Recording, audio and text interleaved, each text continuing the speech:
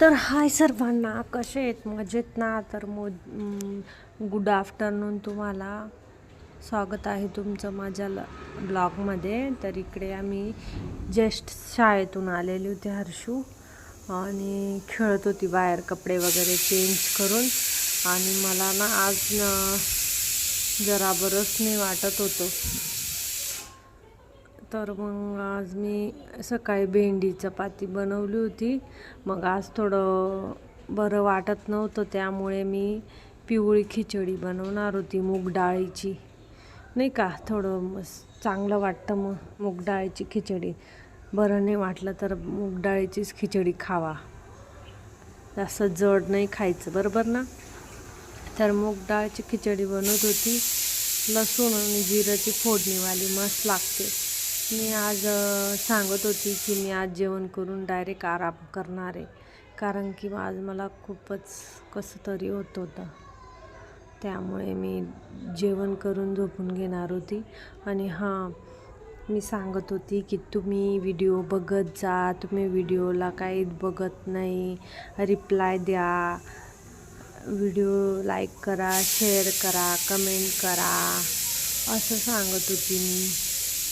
तर सर्वांनी व्हिडिओ बघा. तर मग मी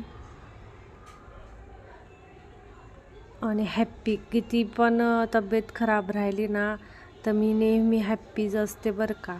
हसून खेळूनच बोलते मी, एवढं पण मरेल मुडद्यासारखी पडून नाही राहत मी कामं वगैरे सगळं करते. जरी बी मला बरं नाही वाटत राहिलं ना तरी सगळे कामं करते मी.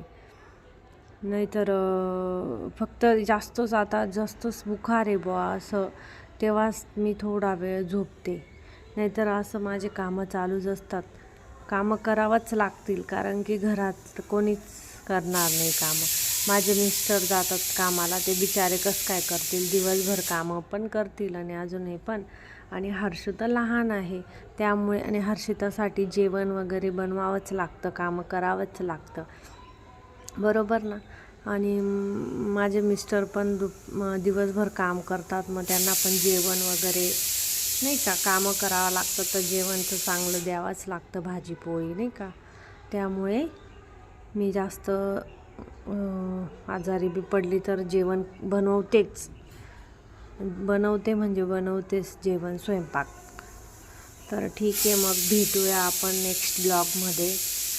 तर bye bye, take care. Like करा, शेअर करा, व्हिडिओ आवडला असेल तर कमेंट पण करा. बाय.